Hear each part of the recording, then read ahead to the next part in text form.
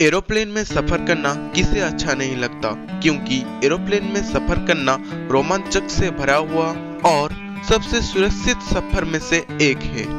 लेकिन दोस्तों, आपने कभी भूतिया जहाज के बारे में सुना है? अगर नहीं तो आप ईस्टर्न एयरलाइन फ्लाइट 401 के बारे में नहीं जानते हैं। तो दोस्तों, आखिर क्या हुआ था इस प्लेन के साथ जिस वजह से इसे गोस्ट प्लेन कहा जाने लगा? इस प्रश्न का जवाब जानने के लिए हमारे साथ वीडियो के अंत तक बने रहिए। The today video title is the story of ghost flight 401। तारीख था 29 दिसंबर 1972। ईस्टर्न एयरलाइन के फ्लाइट 407 उड़ान भरने के लिए 163 यात्री और 13 क्रू मेंबर के साथ तैयार होती है। फ्लाइट में जरूरी अनाउंसमेंट के साथ साथ फ्लाइट टेकअप करने के लिए भी तैयार हो जाती है। फ्लाइट के कैप्टन, जो कि 55 साल के बॉब लेफ्ट होते हैं, जिन्हें फ्लाइट उड़ाने का कुल 30,000 घंटे का अनुभव होता है। उनके साथ एक को पायलट भी होता है और फ्लाइट इंजीनियर डॉन रैपो भी मौजूद होते हैं। 9:20 पर फ्लाइट न्यूयॉर्क के जॉन केनेडी एयरपोर्ट से फ्लोरिडा के मियामी एयरपोर्ट के लिए उड़ान भरती है। सब लोग अपने अपने हिसाब से प्लेन की यात्रा को एंजॉय कर रहे होते हैं और 13 क्रू मेंबर उनके सेवा में लगे होते हैं। सब कुछ सही से चल रहा होता है और फ्लाइट करीब 2 घंटे का उड़ान कंप्लीट कर चुका होता है और फ्लोरिडा भी आ ही गया था। एयरपोर्ट की कुछ देर पहले ही फ्लाइट के कैप्टन खुद को लैंडिंग के लिए तैयार करने लगते हैं। फ्लाइट में लैंडिंग के लिए अनाउंसमेंट भी हो जाती है। फ्लाइट करीब करीब एयरपोर्ट तक पहुंच चुकी थी। सभी के मन में मंजिल तक पहुंचने की खुशी नजर आ रही थी। तभी लैंडिंग के लिए को पायलट लैंडिंग गियर को खोलने के लिए लीवर को नीचे की तरफ दबाया। बता दे कि इस लीवर की मदद से लैंडिंग गियर को खोला या बंद किया जाता है।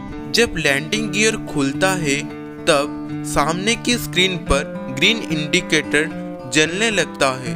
को पायलट ने लैंडिंग गियर को नीचे तो कर दिया, लेकिन को पायलट ने देखा कि सामने की इंडिकेटर पर ग्रीन लाइट जल नहीं रही थी। उन्होंने इस बात की जानकारी तुरंत कैप्टन को दी। कैप्टन यह देखकर चौंक हो गए, क्योंकि इंडिकेटर ना जलने का मतलब है कि एरोप्लेन की सामने की लैंडिंग गियर अभी तक ओपन नहीं हुआ है। इस बार कैप्टन ने खुद लैंडिंग गियर को ऊपर नीचे किया, तब भी लाइट ऑन नहीं हुई। उसकी जानकारी कैप्टन बॉब तुरंत एयरपोर्ट कंट्रोल यूनिट को दी।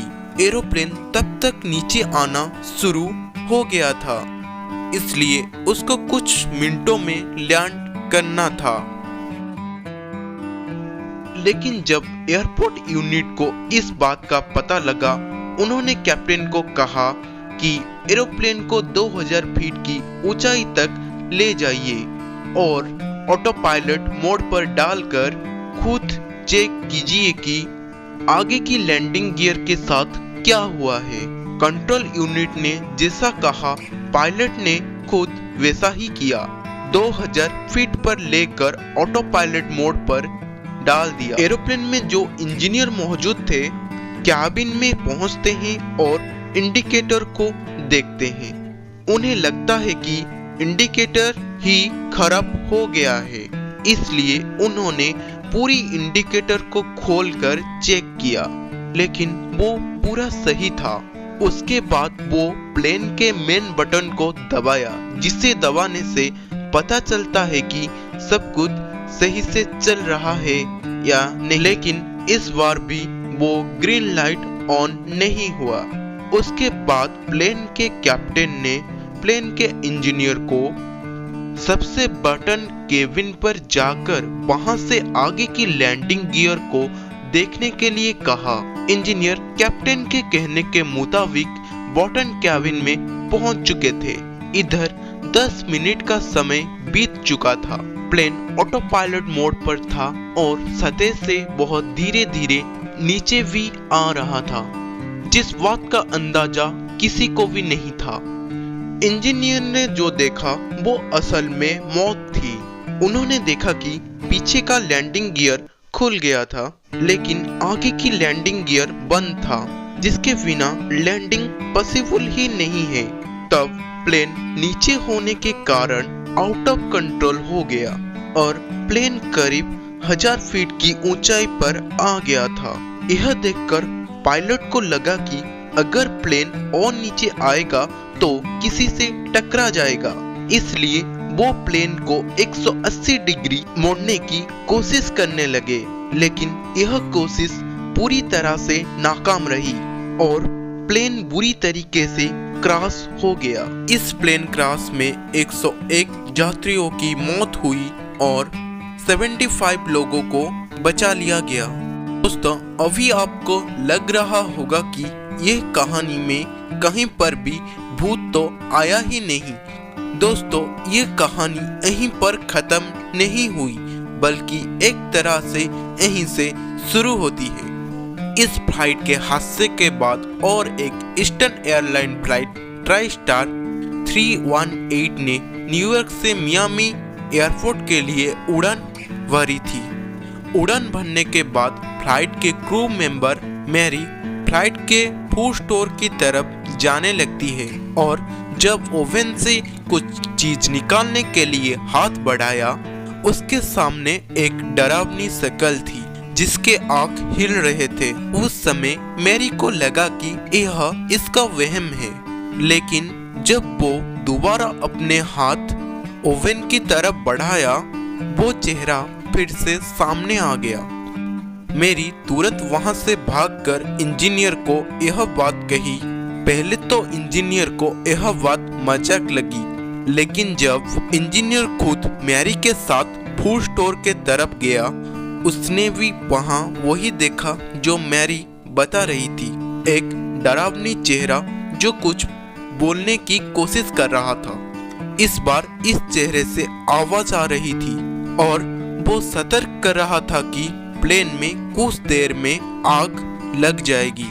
इतना कहते ही वो चेहरा गायब हो गया। मैरी को कुछ भी समझ में नहीं आ रहा था, लेकिन फ्लाइट इंजीनियर को वो चेहरा समझ में आ गया। जी हाँ, वो चेहरा फ्लाइट 401 में मरे हुए फ्लाइट इंजीनियर डॉन रैपो का था। जब यह बात मैरी और फ्लाइट इंजीनियर ने क्रू मेंबर को बताई, वो सब हंसने लगे। लेकिन उसके तुरंत बाद ही फ्लाइट के कैप्टन को लगा इंजन ठीक से काम नहीं कर रहा है, इसलिए फ्लाइट को मैक्सिको से मोड़कर न्यूयॉर्क के तरफ ले गया और इंजन को रिपेयर किया गया। फिर फ्लाइट को बिना पैसेंजर के उड़ाया जाता है, लेकिन फ्लाइट जैसे ही उड़ान भरी, वैसे ही उसके लेफ्ट साइड के इंजन पर आग लग गया। यह देखकर सबके होश उड़ गए। उस समय मैरी और फ्लाइट इंजीनियर को सिर्फ डॉन रैपो की बात ही याद आ रही थी। उसके बाद सभी को यकीन हो गया मैरी जो कह रहा था वो सही था। अगर वो इस प्लेन में बैठे रहते, सारे पैसेंजर के साथ साथ क्रू मेंबर भी मारे जाते। उसके बाद उस फ्लाइट को द गोस्ट फ्लाइट 401 के नाम से जाने लगा। दोस्तों, आज के वीडियो के लिए सिर्फ इतना ही। तो आप लोगों से मिलते हैं एक नए टॉपिक के साथ और एक नए वीडियो में। तब तक आप चैनल को लाइक, शेयर एंड सब्सक्राइब कर दीजिए।